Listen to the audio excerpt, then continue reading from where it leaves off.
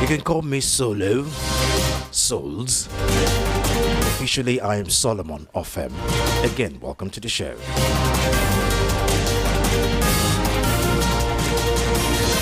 Let's quickly take a look at what we're going to be talking about today.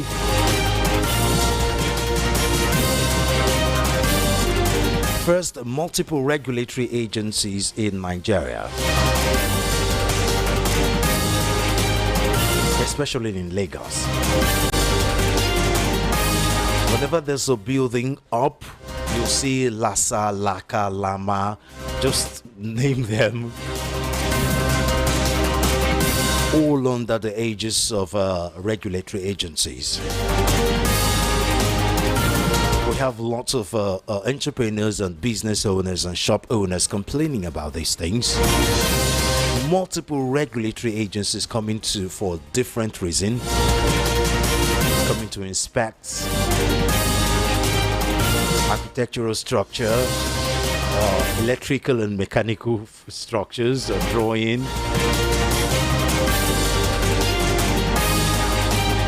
Just the same thing we have on the road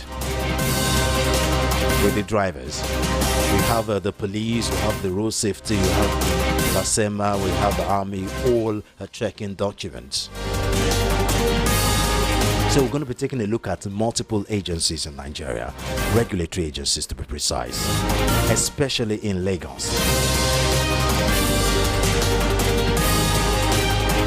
And for the second topic for discussion, it's a very political. PDP was expected to be a very strong opposition party, but that's to put a check on the ruling APC, but they've been disappointing. And because of that, there have been rumors of coalitions trying to wrestle power away from Tinubu and APC come 2027. But can any coalition unseat PDP and APC at the moment? APC rather, and Tinubu and APC at the moment. So we're going to be taking a look at that. Of course, I have a legal practitioner and current affairs analyst who will be here to talk to us on that. And if there is time, we're going to be taking a look at the legalities of defections in Nigeria. I mean, we've seen a wave of mass defection from different political parties to APC. Are there any legal framework for this defection? If we have time, we're going to be taking a look at that too. So you know how we do it. I'll introduce my guests. We'll talk for a moment, and when it's time, we'll open the phone line for you to make your contribution and have your say. Once again, I am Solomon of M. Welcome to Matters.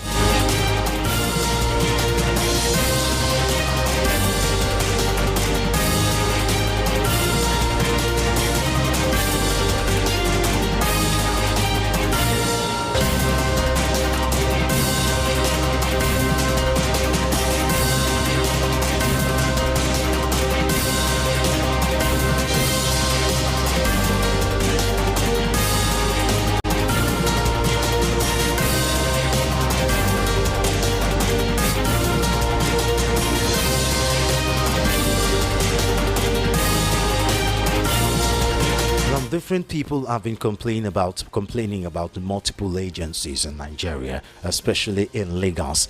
We have that issue with taxes, multiple taxations. We have different agencies coming in for different taxes. Business owners in Lagos have been complaining seriously about that. It's been hampering, and of course, at the end of the day, it is the masses, the people buying this product or patronizing the services that will bear the cost of it, because by the time these business owners pay all these different agencies for different things, of course the cost to be accumulated to the product and the services that these people render, and of course the people patronizing them will be the one to suffer for it. You also have the situation in building structures. Whenever there's a building up, you see different agencies coming in under the guise of regulating these agencies, coming on to collect money from the people building these houses, and at the end of the day we still have a building collapse very much here in Lagos.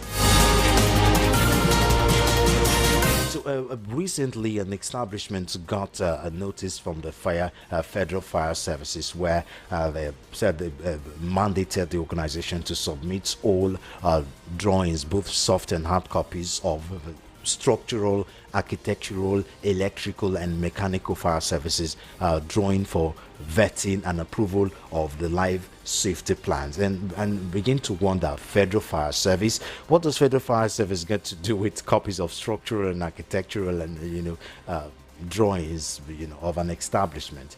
So thank God I have a legal practitioner and current affairs analyst here in the building, Kingsley Chime. Thank you so much for joining me on the show today.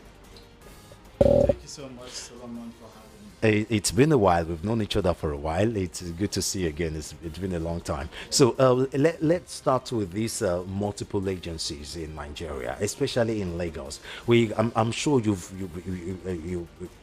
involved directly or indirectly with the business, where you see quite a number of these agencies coming to meet you for the same thing, and you get to submit documents over and over and over again, the same document for different agencies. Let's have a view about that. Yes, thank you so much for having me. If you look at the transactions that has to do with lands, it falls squarely within the purview of state government. That is why most regulations, both pre, during, or after the building, have been controlled by different regulating agencies within the state. So I'm a bit taken aback that Federal Fire Service has also joined the train in asking landowners or households to submit some documents, relating to the approvals. So if you look at the laws establishing Federal Fire Service Commission, particularly Section 2, it simply said that the Federal Fire Service has the powers to employ an extinguishment of fire, control and prevention of fire, the saving and protection of life and property, and for such other humanitarian and other works as may be required of them under the authority of the minister. Perhaps the minister may have, based on this provision, given a directive, but that directive, no matter how good intentioned, cannot override the provisions of the law. There is no power granted by the Fire Service Commission to regulate buildings approvals.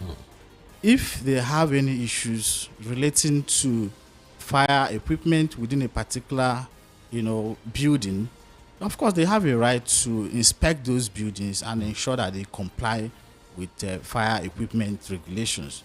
But to request that documents relating to approvals of the building should be submitted to them, in my view, is both a hard and duplication. soft copies. Yeah, it's a duplication of effort, sincerely. And duplication of responsibilities. Exactly, because we have necessary and relevant agencies under the control of state government that regulate those things. So if we have agencies that work in harmony with one another, they will simply request for the documents relating to the particular building in question, and those agencies will supply it to them, and not to begin to burden citizens with countless approvals and submissions of documents that they have done prior to even the building itself. So of course I know the importance of having regulations within the structure of a building, given the incessant collapse of structures, particularly in Lagos. But for fire service agencies to begin to delve into that area is totally outside their control. We're particularly talking about the building, this broadcast station. Now we're talking about the Golden Tulip Airport. Now I was talking to the chairman, and he said, physical planning have already gotten the approval for everything here. The building control I've met them, and then they've come, they've inspected and approved everything. So, and one begs the question: what is Federal Fire Service got to have to That's do? exactly what I'm saying. It's purely outside the control and regulation of Federal Fire Service. So I don't know the basis upon which such requests or demands have been made. But like we say in law, it is totally ultra vires the powers of the commission.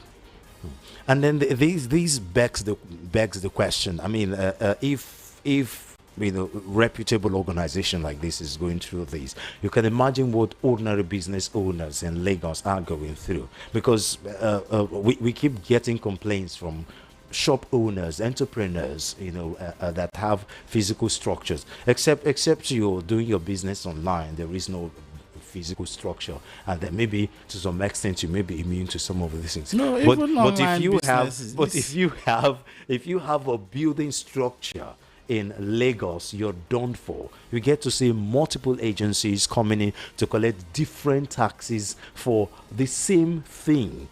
it's unfortunate. Of course, you see buildings where they would they will seal those buildings and ask them to go and regularize one or two things. Well, the point is this: those agencies that are statutorily empowered to regulate both the building and give approvals, they are quite within their rights to demand for such as case may be. Regulation of building does not just stop at the building stage. You also continue to monitor the building and ensure that it continues to meet standards.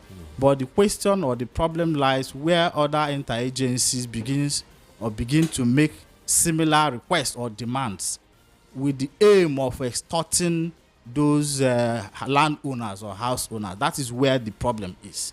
But if those agencies do their work as required under the law, I don't think there will be a problem. Particularly in Lagos, where you are meant to pay through your noses. Yeah. There are different agencies coming, to do the same work a sister agency had done in the past. And you continue to provide documentation which is already within the, regulatory authorities. So for Federal Fire Service to begin to, venture into this, one would ask where then lies the powers. Because these building structures, under the purview of state government, right? Not federal government. And if you're to look at it, Lagos State Building Control, LASBCA, is primarily responsible for enforcing building regulations. Yes, LAPCA. And then fire service, whether state or federal, their job is to the extinguishment of fire, to control fire outbreaks and all of that. Yes. So that they can secure lives and property. So do they have, the authority to look at the structure? Because one may be tempted to think, okay, I want to see where fire extinguishers are placed, exits in case of a fire emergency. What do you think? Yeah, well, like, this is a federal agency, and ordinarily I'm aware that places like Abuja, you get some fire certification from Federal Fire Services, in certain areas. But in states like Lagos, where we already have enough legislation and other regulatory agencies that also, look into some of the responsibilities that Federal Fire Service are given, I do not think they have any power to begin to, because if it's allowed, that means after getting necessary approvals from LAPCA, like you mentioned, and other sister regulatory agencies in Lagos, you also have to deal with Federal Fire Service requirements. So I do not know which certificate or regulation they are going to, at the end of the exercise, for whatever it is what are they expected to give such person in the event of compliance. So, according to this letter here, this one says notification of site visitation and audits in line with the directive of the Federal Executive Council, National Fire Safety Code 2013, Part 1, Section 1, 2, and 3, and Part 2, Section 4, 1, 2, and 3, 8, 9, Part 3, and all the plenty subsection regarding the life safety plan design permits. and approval by pre-construction. Construction and post-construction stages of project and development as enshrined in the Fire Service Act, to which its aim and purpose are stated in the provisions of the NFS code. Federal Service. The powers delegated to the enforcement unit and to ensure that both private and public buildings as well as property owners and developers comply with the provisions of this code. Your organization is hereby mandated to submit all drawings, both soft and hard copies, of structures, architectural, electrical, and mechanical fire service drawings for vetting and approval of the life safety plan. This is just absurd. Like I said, this has already been taken care of by other regulatory agencies. Exactly. So the physical planning, the building and of course, control. they may actually be saying that they derive their power from that section 2 of the Fire Service Act I mentioned. That also grant the minister power to make, regulations and all of it. But that regulation cannot be ultra vires a law that is validly made by state legislators. So that request or that letter, if subjected into legal scrutiny, may not stand the test of time. Okay, now when it's time, we're going to open the phone line for you to have your say. We have this issue all over the places in Lagos. You're a business owner, or you know someone that owns a business, and they have these multiple agencies coming to visit them. I mean, Omonile. I mean, even we have even Agberos and touts. Unregulated agencies. Exactly. Even so many of them non-regulated. You've had encounter with them. You call us and tell us your experience of that.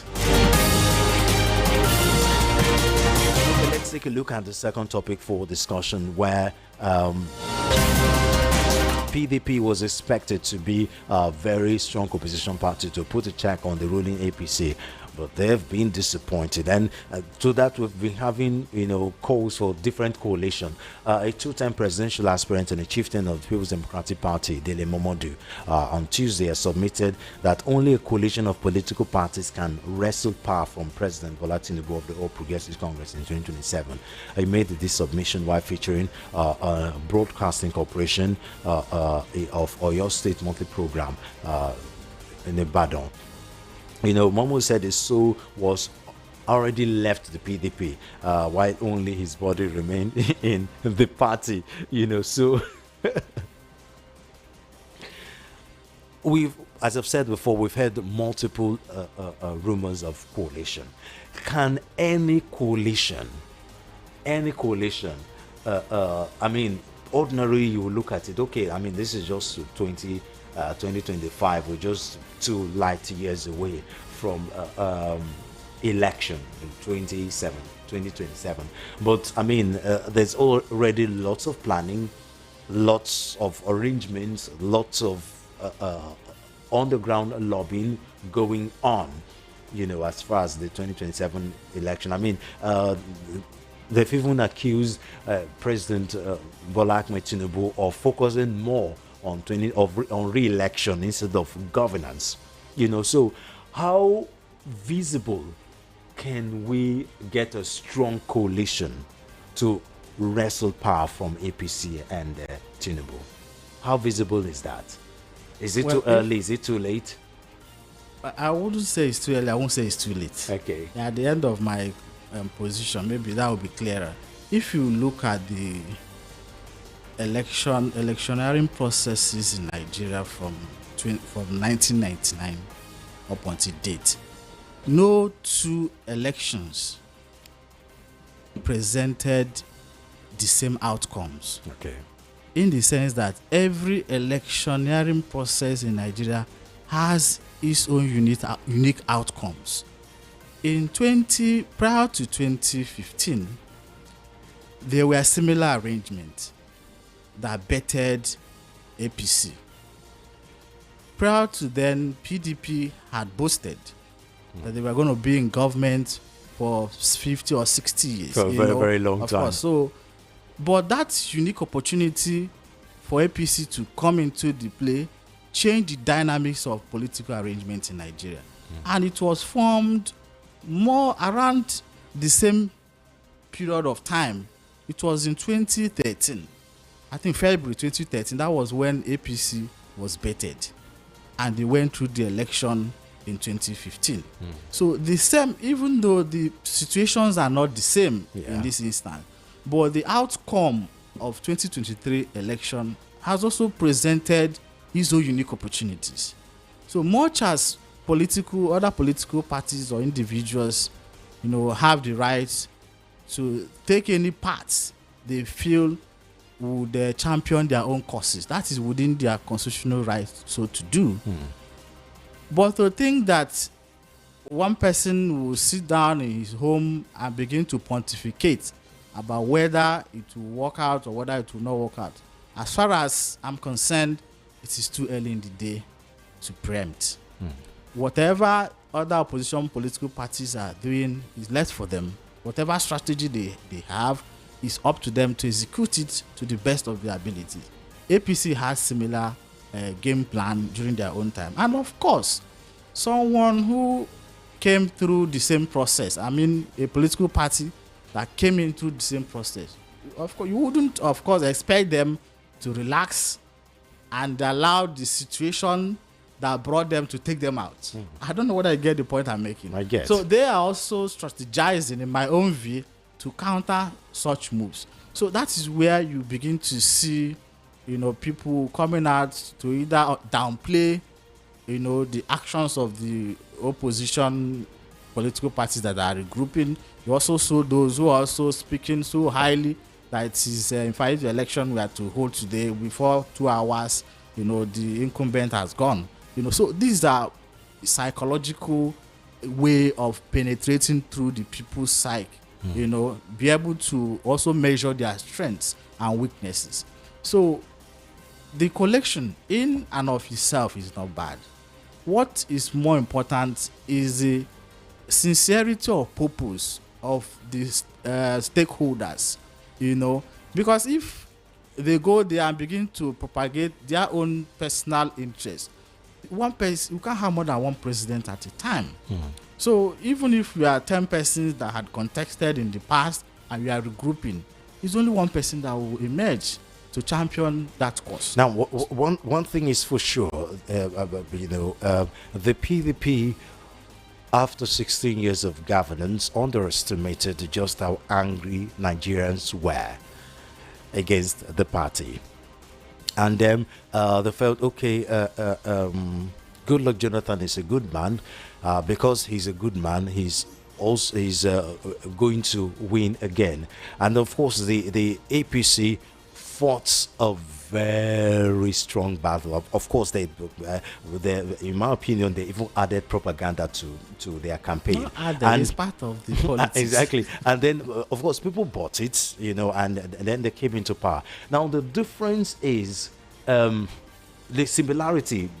First, before I go to the difference, the similarity is, I think the APC are also underestimating just how angry the people are against the political power. But the difference here is, it looks like APC can do anything to remain in power. Anything to remain in power. So, Solomon, it's difficult to see any coalition challenging them. Here. I caveat. I do not carry umbrella or broom. I do not belong to any political party. So my views are personal to me. Definitely.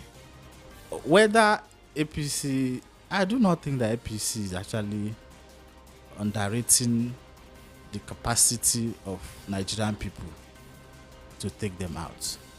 They are simply undermining that objective. Yes. Okay. So the outcome of 2023 election is an eye-opener for any discerning political mind to begin to see that things are no longer the same. A lot of disruptions happened in 2023. Those who are into the system, even within the APC, knew what happened. And they are fighting tooth and nail to ensure that such situation do not occur. Because we have never had election in Nigeria where we have three main contenders. Yes. So it became a big issue, But, a big but, challenge. but that was also because of, I mean, for a very long time, election credibility was a problem. And then we have quite a number of very low voter turnout because lots of people don't believe their vote counts. And then when INEC came up with idea of it's going to be electronic voting, and we're going to see the result of the election in real time. People came out en masse with that idea that their vote will count. Very well. So that is why. And then, but then again, INEC disappointed with lots of glitches, and then that has not been explained up until today. Up until now, and then. That's why we have three strong political parties neck and neck. But is it? Do you think we're going to see the same thing? Because lots of hopes were dashed. Lots of people were disappointed in INEC. Do you think they'll be spurred to come out en masse to vote again? Well, Solomon, thank God for social media. Social media has changed the dynamic of things, even in politics, economy, globally. Nobody expected what happened in 2023 to happen. Much as I know that there may not be exactly the same situation that happened in 2023 will not happen in 2027. Of course. But a different approach or a different dynamics may be employed. Of course, we've had voter apathy over the years. People feel there's no need for them to come out to vote until, like you said, INEC began to, assure citizens that their votes were going to count, and the assurances that you see your results even from the polling unit and all of. So those things motivated citizens, because in the past, what used to happen is after election, during the transition from either local government to state and to federal, a lot of things go underground. So people began to feel that what is the benefit of voting when my vote will not count? But of course, you saw how both the INEC and all the key players in the election process, I wouldn't say they dashed the hope of Nigerians, but they did not live to the expectation of Nigerians. So, but Nigerians are not relenting. We do not have another country. Nigerians will continue to ensure and fight that we'll get it right. Because the ultimate beneficiaries of you not coming out to vote are those who are in power. That is why I told you that within and in of themselves, they knew that something is wrong. They are aware. What part of the political strategies in some of these meetings is that you begin to downplay some of this. Even that 2023 election, you think politicians, they never knew what was coming or what was going to happen. But you saw them vigorously dismissing every effort to give the impression that there is a third force or there's something unusual going to happen until it happened. So we don't want to live in the past. We are hopeful. Going forward, yes, yeah, 27. That's why. So, in your opinion, how do you see this coalition working out? What dimension do you see this coalition taking? We've heard rumor that Peter Obi and Atiku Abubakar we join forces. We join. I mean, we've heard different. We've heard they're going to come under the platform of SDP. They're going to come under the platform of African Democratic Party. We've heard different rumors, and of course, we both know that PDP are in disarray. Mass defection of PDP to the APC. We've also seen the struggles of Labour Party. When you begin to wonder, is it the same Labour Party that Peter Obi left PDP for? So what form do you think the PDP will put their acts together? Do you think the Labour Party will put their act together, or we're going to see another great party coming in? You think they're going to join an existing political party, or they'll form a different party altogether, just like APC came in? What form do you think the coalition will take? Well, I'm not part of them. I do not know what they are planning. Yeah, I mean, Yes, in of your course, some of opinion, the from things we've had are speculations. your Yes, political but permutation. yes, my view is that because PDP that used to be the main opposition, Or that was are supposed to be the main opposition. is currently fragmented. And more, in fact, they have become irredeemable in my view. Then you look at political party like Labour Party that came to limelight in 2023. Via Peter Obi, Yes. obviously.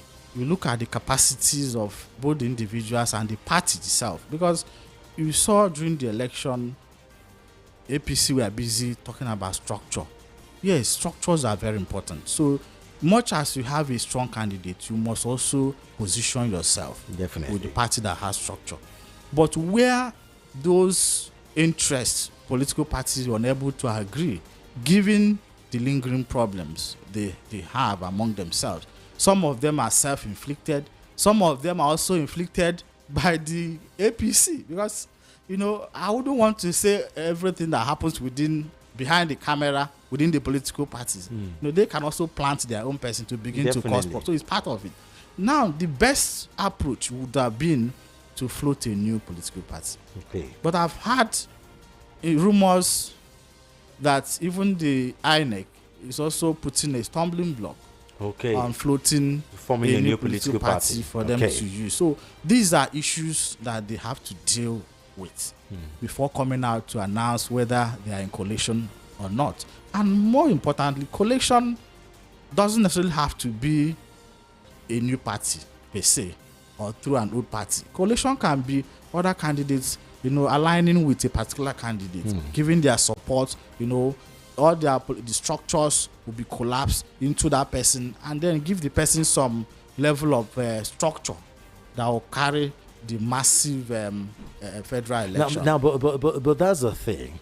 Any party that don't have a structure now, how visible it is for them to, make a structure between now and 2027, because we're also talking about grassroots mobilization here, which is one of the things that PDP and APC had an advantage of over Labour Party. Yes, I'm afraid. Yes, I know. But with the chaos going on with the Labour Party and the PDP now, how viable, how visible it is for the other, in quote and unquote smaller parties, how viable, how visible, can they mobilize grassroots support between now and 2027?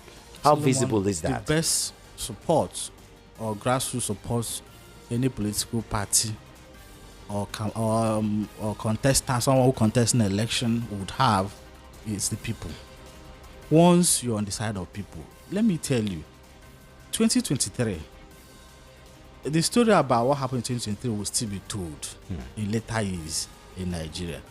A party without a structure was able, in structure in terms of physical structure, people, agents, and so on, was able to garner grassroots mobilization, within grassroots political very short support. We have to acknowledge this, that people are becoming the structures of political parties, and people actually, with the introduction of social media, people are becoming more engaged with the political activities. But with political and electoral structure, do you think that's enough? Because we've been clamoring for electoral reforms, and the National Assembly, they're supposed to be in charge of this, have been trying very hard to. So there is no electoral reform. So will the people structure be enough? It will not be enough. Exactly. One of the fundamentals or one of the basic structures a political party must have is institutional structures. Definitely. And that is where the problem is.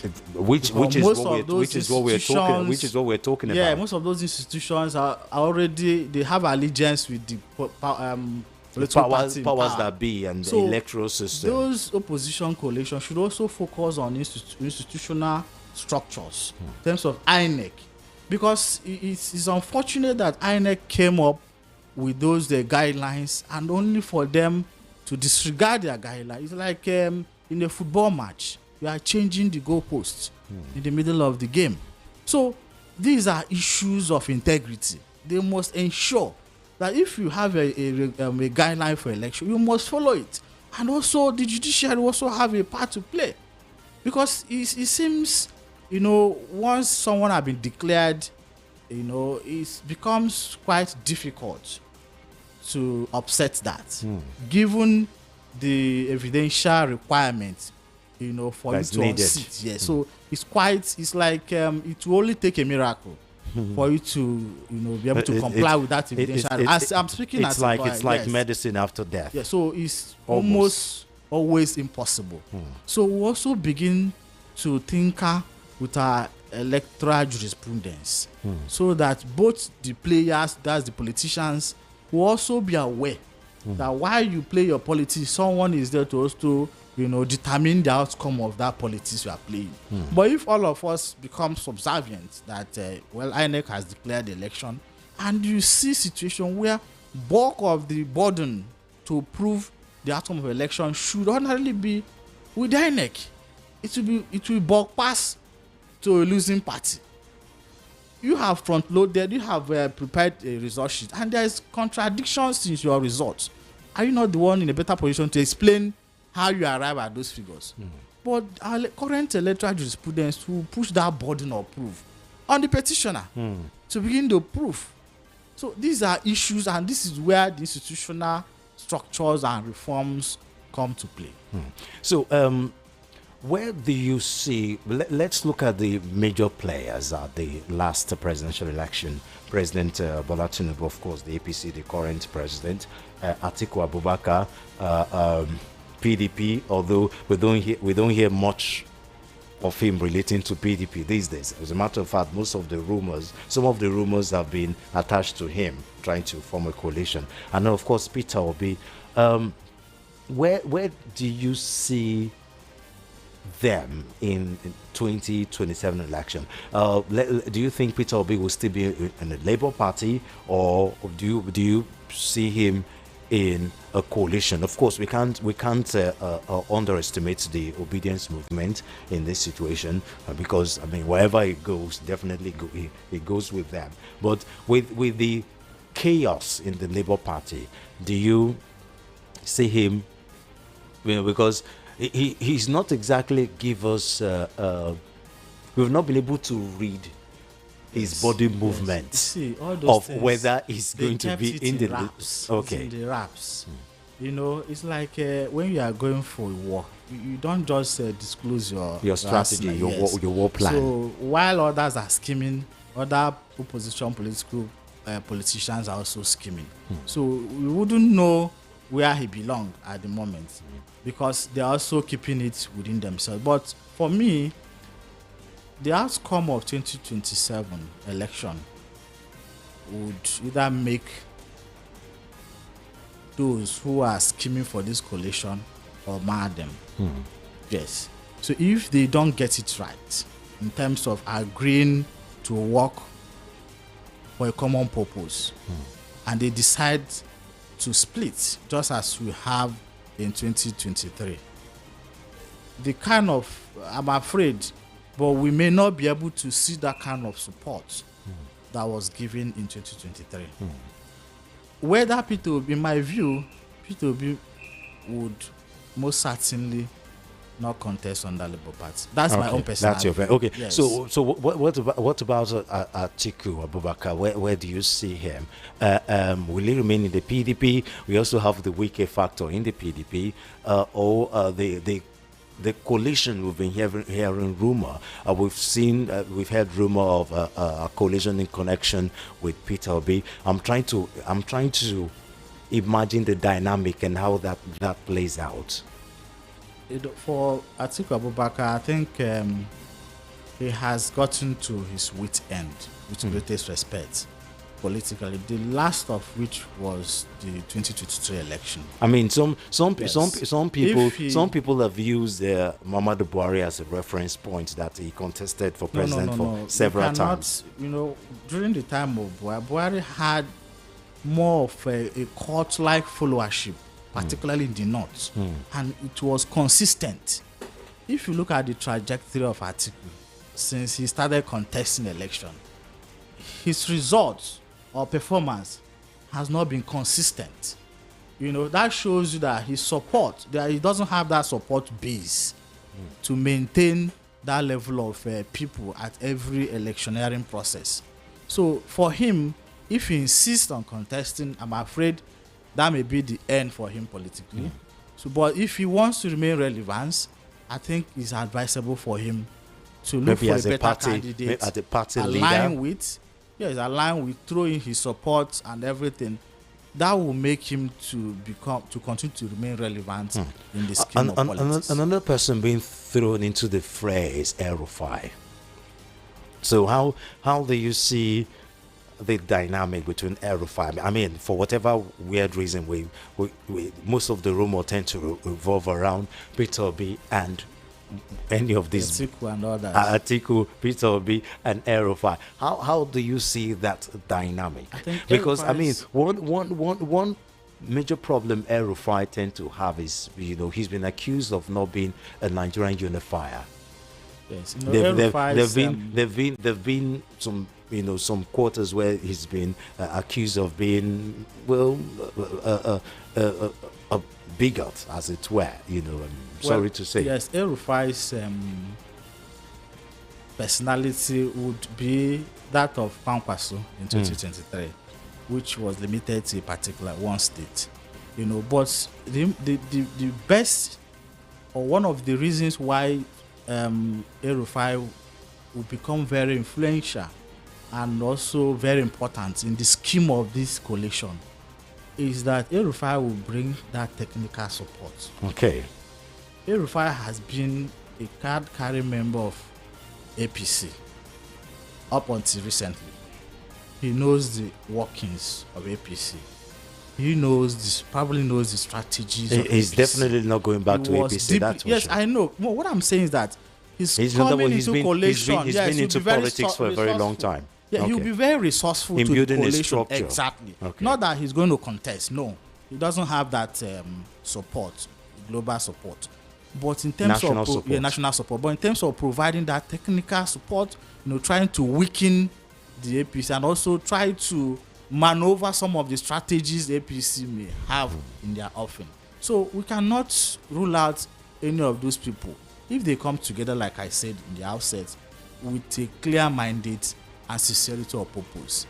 They may be able to pull out in 2027. At least if they can't beat the APC, there will be a very, very strong opposition party if the APC remain in power. It's always a pleasure talking to you. It's good to see you again, Kingsley Chime, legal practitioner and current affairs analyst. Now we've talked for a very long time. It's time for us to open the phone lines for you to have your say. But what I want you to discuss about is as a business owner, an entrepreneur, someone, a shop owner in Lagos, what are these difficulties you've gone through with multiple regulatory agencies in Lagos? The number to call is 0700 903 903 903. The number again 0700 903 903 903 or 0803 692 9933 0803 692 9933. Or better still, you can call us or text us via WhatsApp 0817175683. The number again 0817175688. Again 0817175638.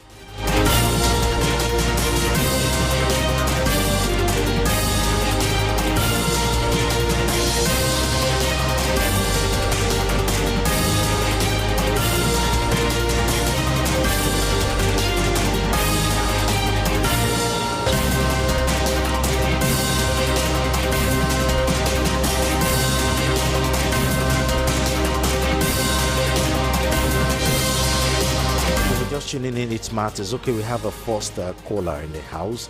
Good afternoon. Thanks for joining us. Hello, good afternoon. Okay, tell us your name and where you're calling from. Yeah, I can hear you. Tell us your name and where you're calling from. Hello, good afternoon. Good afternoon. I can hear you. Can you hear me? Hello? Hello, I can hear you. Can you Hello? hear me? Can you hear me? Can you hear me? Hello? Hello, good afternoon. Hello, good afternoon. Good afternoon. Can you hear me? Hello? Oh, oh, okay. Hello? Sorry, please call back, call back, call back, call back, call back.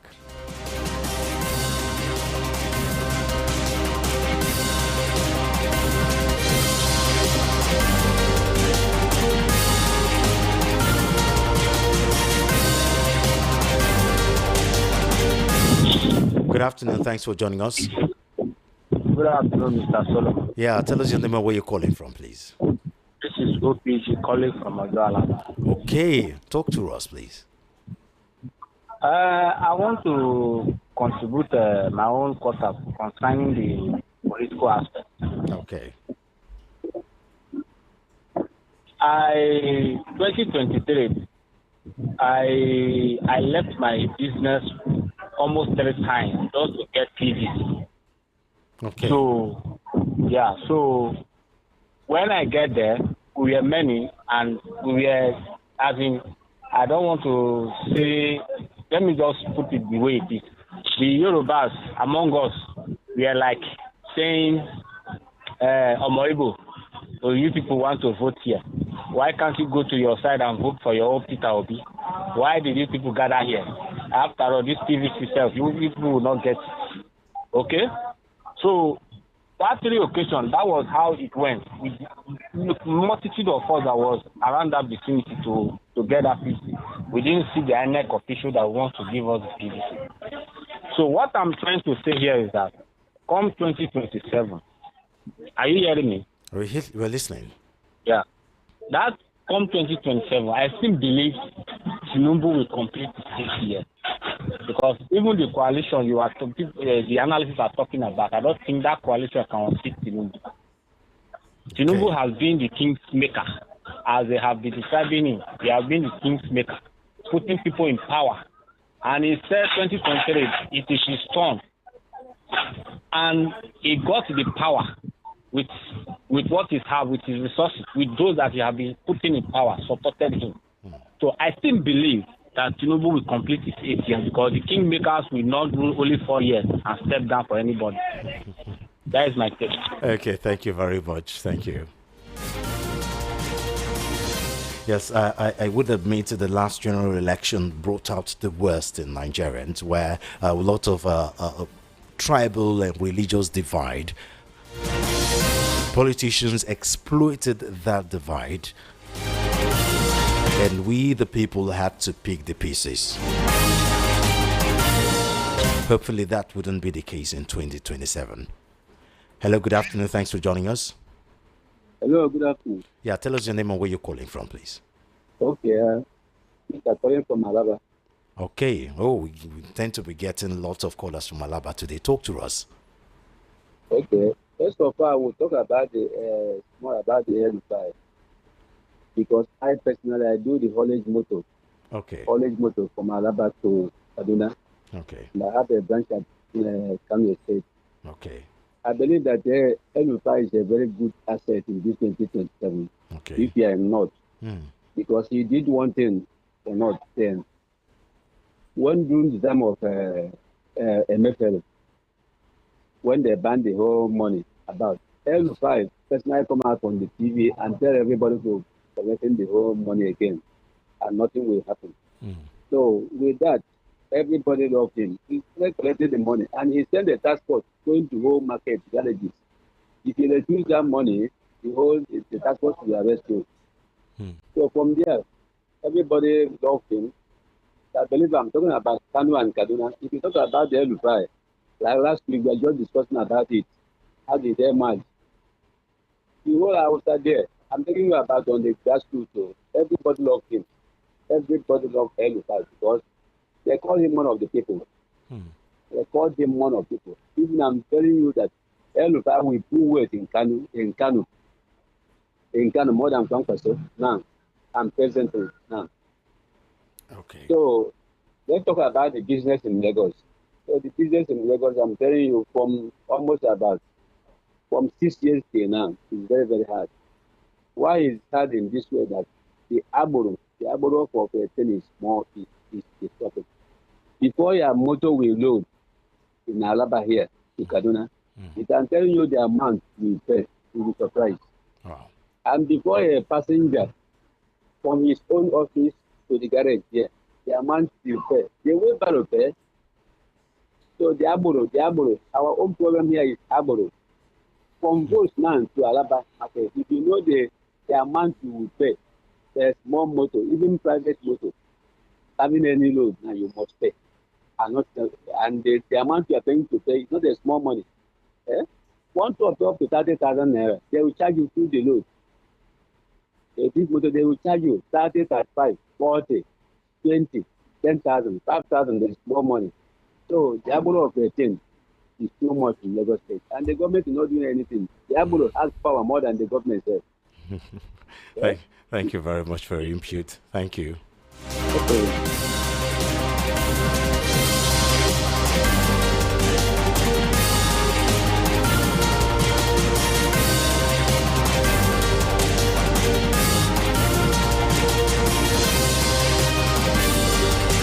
Okay, we have another caller. Good afternoon. Thanks for joining us. Yes, good afternoon, Mr. Solomon. Okay, tell us the name and where you're calling from, please. My name is Shola. Shola, I'm calling from Ikeja. Shola from Ikeja. Okay, talk to us, Shola. Okay, now let me get on the politics a bit. Analyst. Okay. Talking about the chances of Atiku and the possibility of maybe forming a coalition. Yes, for a coalition. Okay. I think truly I want to align with your analyst because between Atiku this time around and Buhari, when you mentioned that Buhari ran for like 3 or 4 times. Now, Atiku's own case is that, Atiku doesn't have the backup that Buhari had in the person of present president Tinubu. Okay. Tinubu galvanized for him from the southwest. Tinubu rallied the southwest. You understand? Around him. So, but for Atiku, does he have the temerity for the southwest? No. Then another thing that I think can work in Atiku's favor, for which I doubt he want to do, is for him not to run. If he really wish well for this country, he should support somebody from the south, either from the southeast or southwest. That was what caused the last rift in PDP till today. So his greed is the issue. If he supports and rallies around, I believe even El-Rufai will follow suit. You understand? To support him, to support maybe Peter Obi or any other person. That is what can make the coalition to be strong. So that is what I feel. Then I want to say something again. I pray that there will be voters' apathy towards this next election. Like the last caller or somebody that he was mentioning that that person lost hope. The way it's sounding as if Tinubu is very certain that Tinubu. No, I want us to have this belief in ourselves. Let Nigerians, rise up and team up together. Let's leave tribalism aside. The only thing that as time goes on now, we are watching. I'm sure Peter Obi himself is watching where he's going to pitch his tent. You understand? But Peter Obi as a person is an ideology on his own, I believe, because people want to change. You understand? So even if Peter Obi, any party he goes to, I believe he will see that followership. But the people are the ones that should stand by their votes. The people are the ones that should advocate for electoral reforms, even if it requires civil disobedience. I mentioned this yesterday. We have ample time to prepare, just like all these people that are running to APC and the president himself, they are preparing. So we have ample time too. Let's prepare. It's now or never for Nigerians. So I may God help us. Indeed. You are doing well, Solomon. God bless you. Thank you very much for that. Thank you.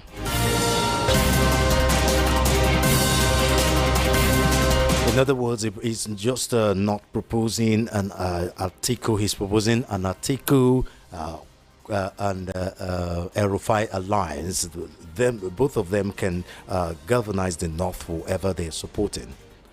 Okay, good afternoon. Thanks for joining us. Hello, good afternoon. Tell us your name and where you're calling from, please. It's Joe from Bariga. Joe from Bariga. Okay, brother me, talk to us. Yes, my brother, I'm deviating somehow. Okay. But the other day, I had our very great economist. He's saying, Mr. Lukman Rewani is a great economist. So he was saying that Nigeria is comfortable with the forex of 1,650. So I'm trying to. So when he said this, so I tried to check all around the whole. I went around and checked whether I will see forex that is higher or less than our own. But I still find out that Nigeria is the highest forex we have all over the world, the highest. So it's like we're hiring propagandas. We're hiring propaganda to rule Nigeria now. Okay. So I did not expect Mr. Iwane to say such a thing. Okay. I'm not happy over it. Okay. Sorry. If you buy dollar for 1,650, how can you do the business? Can you do the business? Can you do business with it? Okay. With 30% interest rate? Yeah, what business you want to do in Nigeria? You've seriously it's deviated. quite disgusting. This topic of is quite disgusting. I'm telling you. Thank you. No vex.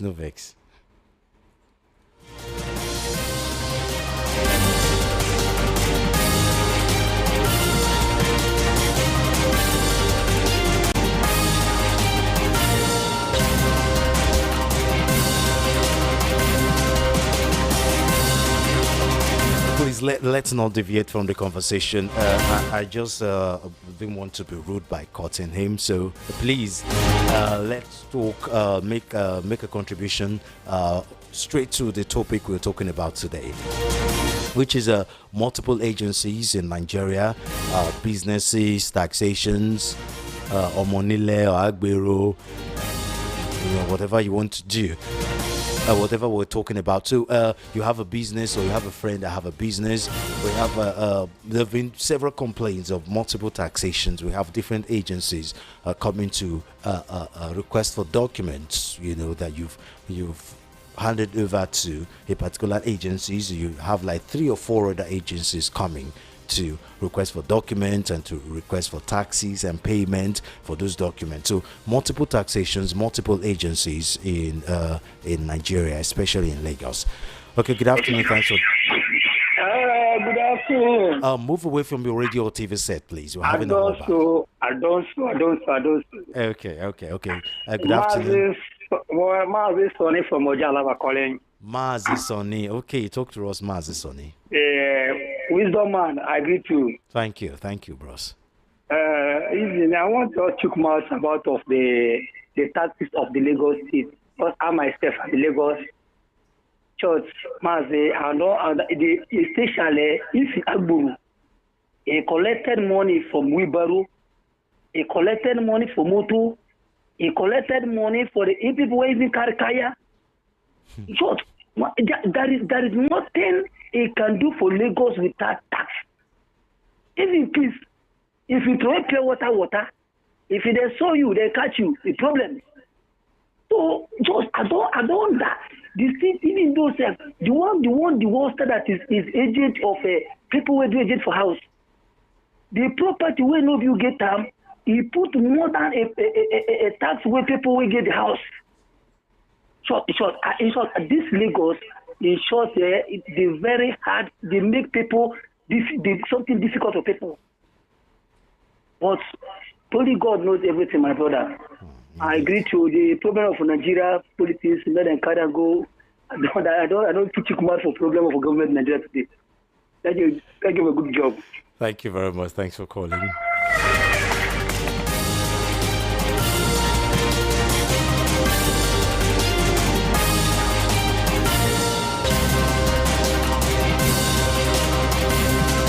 Number to call us is 0700-903-903-903 or 0800-3692-9933. Again, 0803-692-9933. Or call us or text us via WhatsApp on 081717-56338.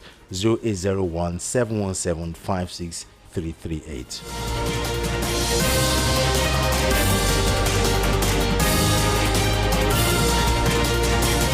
Good afternoon. Thanks for joining us. Hello, good afternoon, sir. Tell us your name and where you're calling from, please. I'm calling from Sudley. Your name? We didn't get that. You say? Your name? We didn't get your name. Musa Mahmoud. I was calling from Sudley in Lagos. Oh, Musa Mahmoud from Surulere. Okay, talk to us, Musa. Yes, I'm talking because I listen to this program every day. Okay. By day. Oh, thank you very much. Every day. It's nothing wrong because every time when people they say we will not the outside they call for the little contribution for this calling of this week. Sorry. Things were passing every time. Hello? Can you hear me? You're breaking it. We can hardly hear you. Maybe I network. Okay, talk. We can hear you now. Go on. My own problem is not the Nigerian problem. You see, about Atiku matter, Atiku, nothing wrong for Atiku, but I see people prefer that if they want the commission, Atiku can not be in the flight area of the ticket. Atiku have the capacity because he achieved Okay. almost. Sorry, you have to call us back. We can hardly hear you. Your network is messing up. Thank you.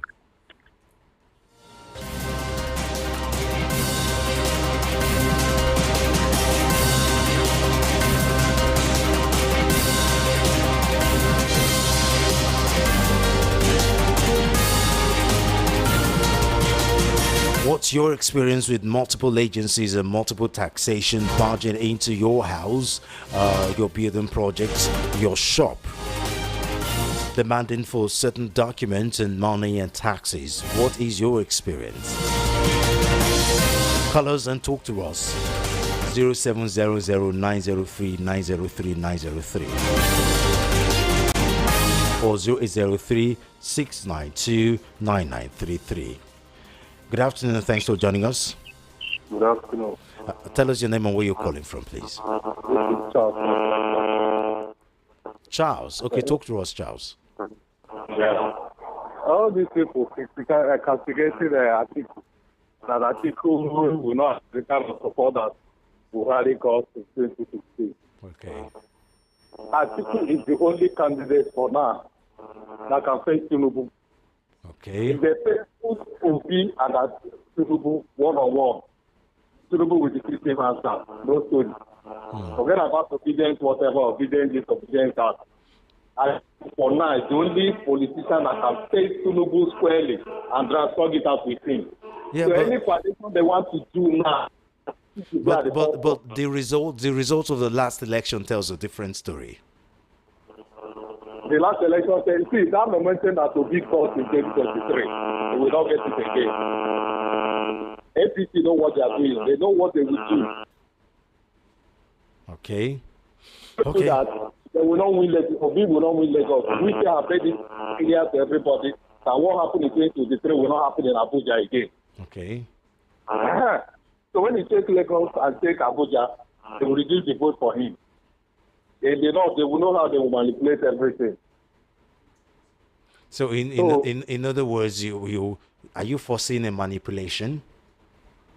Clearly, they will manipulate the election. They will manipulate the election. Tinubu will still enter. Under free and fair, he might not win, but they will rig it.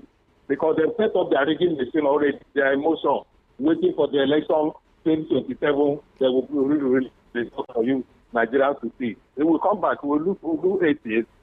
So after 8 years, we'll know what will happen. Thank you. Okay, thank you very much.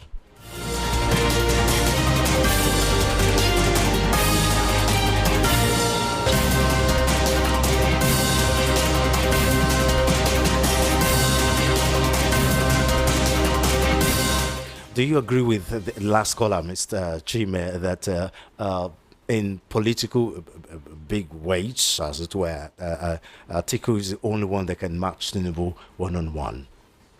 Well, I don't understand what he meant by matching Tinubu. It's not a physical fight.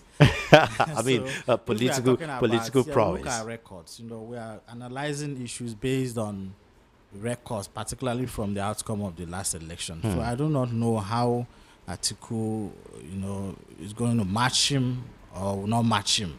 So what we are looking at is the trajectory of Atiku in the past 2 or 3 elections. And every he has other elections contested. he has participated in. Of course, I know that Tinubu is not a pushover. Definitely. So anybody who the power of incumbency, so plus he's just like one other caller said, he's been a godfather for a very long time. So no. People acknowledge his prowess in politics. We have another caller. Undoubted. Okay, good afternoon. Thanks for joining us. Call us back. Your network is bad. Call us back. Okay, so you were saying, yeah. I mean, he's a political heavyweight. He has the money. He has the structure in the sense that he's lifted some political heavyweight that are ready to back him. Yeah, but the political party where and the power of incumbency. You mean Tinubu? Yes, Tinubu. No, of course. I've already said that Tinubu, with due respect to him, he has demonstrated capacity in grassroots politics in Nigeria. Sorry to cut you. We have another caller. Good afternoon. Good afternoon. Welcome to the show. Thanks for joining us. Your name and where you're calling from? My name is Madam Unit, calling from Agege. Madam Unit. Yes, calling from Agege. Calling from Agege. Okay, talk to us, Madam Unit. I mean, all the people that are saying Tinubu will come back 2027. Are they God? Instead of people to be telling this man to do things for Nigeria to see. Market sell himself, a good market sell himself. Not for people to say he will come back. Okay, if you come back after the 8 years ago, will it be continue? I mean, people are talking based on the political structure we have now in the country. I mean, how often do you hear a sitting president not coming back, re-elected? How often do we hear that in Nigeria? He will come back now after the 8 years, uncle. Will he not leave? That is how we clap hand for Buhari. Where is Buhari today? Nigeria will still live. But all my own concern is that we beg INEC to do the right thing because God is waiting for them at the front. INEC to do the right thing. INEC alone is the major problem in this country. Is the major problem in this country. Everybody should beg INEC before that 2027. It should make things work.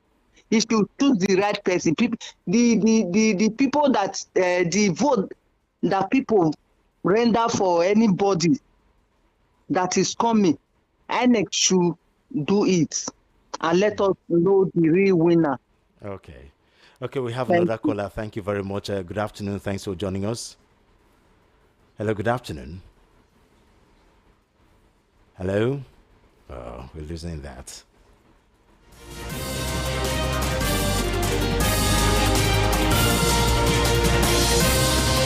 Okay, let me read some messages here. Okay, before that, we have another caller. Good afternoon. Thanks for joining us. Oh, your network is bad. I can't hear you. Oh, we can't hear you. Use another network to do the phone call. We can't hear you. Network is bad. Okay, one message here says, "Good day, Big Solo. We are all jokers in this country. I will rather take comedians seriously." Sheyi called from Itire. Sheyi, don't come again. Okay, we have another caller. Good afternoon. Thanks for joining us. Oh, we lost him there.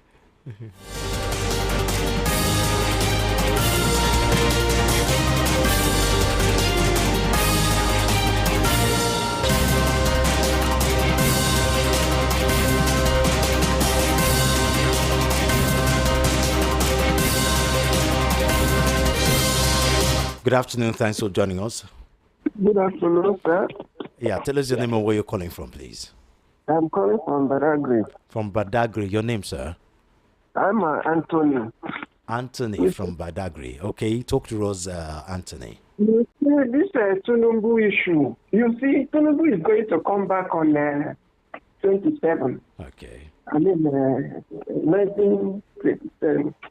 2027. Yeah, 2027. We when you see what they are doing here, when they come here, before you vote, you will be give 20,000 in your account. And they will load their boot. APC will load their boot, load their account.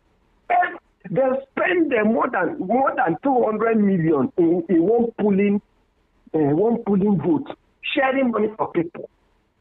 So they are preparing up to now. Other parties, the OB, PDP, they will be there, like will be there. Get out. That is it.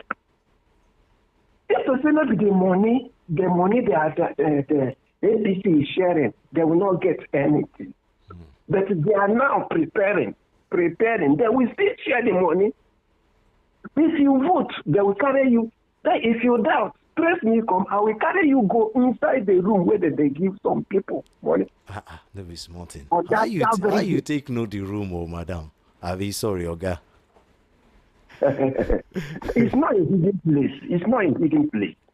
Okay. It's not a hidden place. So APC, they are prepared. They are still coming back on the 2027. Okay, thank you very much. Thank you for calling. Okay. Well done. Thank you. Well done, Joe. Thank you. Yeah.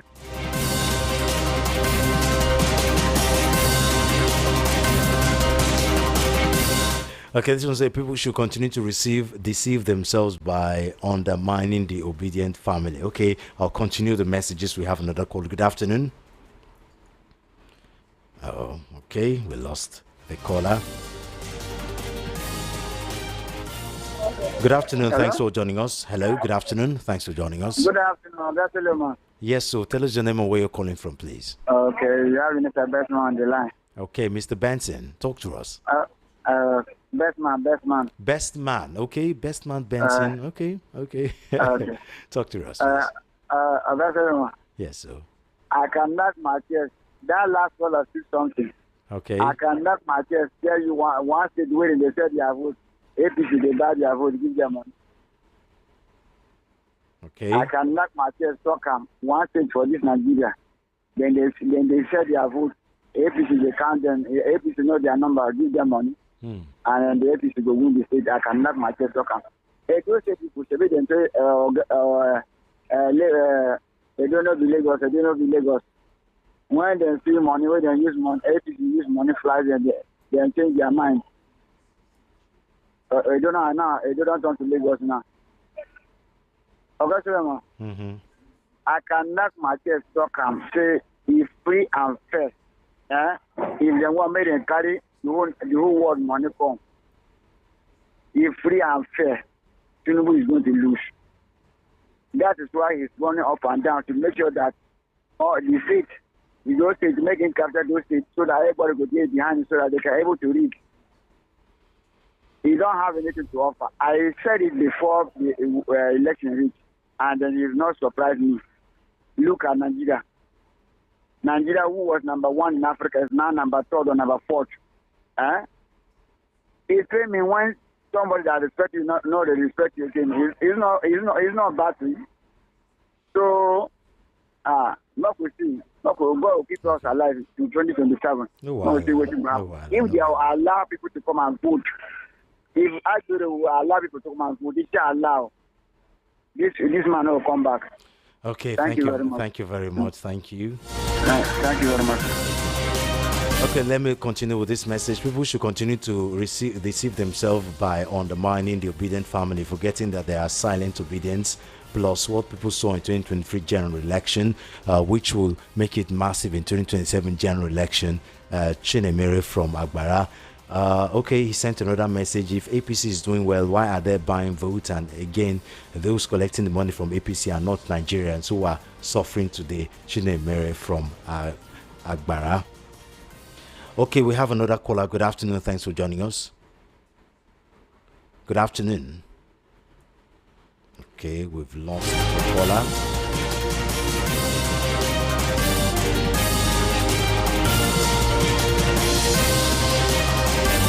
Good afternoon, sir. 2027 election is going to play out what happened in the Bible between the children of Israel and the little city called Ai. Little city called I. The first I defeated Israel, thinking it will continue to be so until Israelite made restitution, after which God stepped in and gave the direction of how the battle will go. Through the directive, Israel was able to destroy I and wipe them out. The APC manipulated their way in and took over power in 2023. Doesn't mean it will continue like that 2027. God will definitely give us direction on how to defeat APC and remove them from office to let other people come in. Nigerians also should not give up. Some Nigerians are shameless because they have forgotten that if they collect money, they will sell their future and that of their children. From Evangelist Chukuma from Ikotun. That's right. Don't sell your votes. See, all of us, they suffer now, including the people who have been collect 5,000 for 2023. Good afternoon. Thanks for joining us. Tell us your name and where you're calling from. Good afternoon. My name is Amechi. I'm calling from Ikotun. Amechi from Ikotun. Talk to us, Amechi. Yeah. APC are applying many dynamics. And sometimes them too forget that the masses too, they're preparing for them come to them. And everybody who is underrating the power of Atiku in the north doesn't know what political dynamic in the north. I want you to mark it. Buhari had come and gone. The next Buhari in the north now, that religiously, ethnically, and traditionally, it is Atiku that forms the goal, followed by Erufai and then Kwankwaso. These are the people they are looking up to.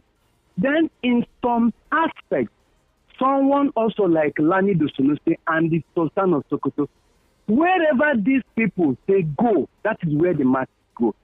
It is not like here where we are aware and we have, I'm telling you this from experience. I lived 18 years in different parts of the north. I lived in Jigawa, I lived in Kano, I lived in Katsina. So I know what is, I at some point I was even in the palace of Emir of this. So I'm telling you what I know. I know Sulelani the one-on-one. Okay.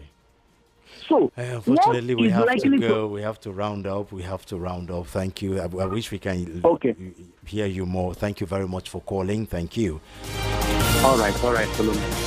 Okay, let me quickly read one or two of this message before I go. Good afternoon, VOP. God is watching. Tinubu will be OTP in Nigeria by God's grace. I don't know what OTP is. I love your station. Thank you very much. Good afternoon, my gentlemen in the studio. Nigerians can never stop to amaze me. Atiku having been fighting ever since Obasanjo left power till date. Why haven't he performed that?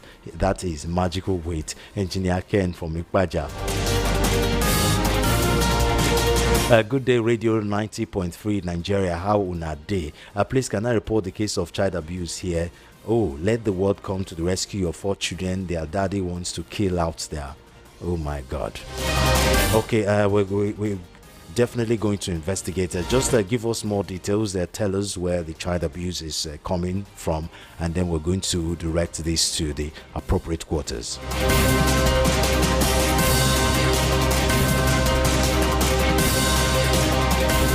Oh, okay. OTP means one-time president. Okay, thank you for that.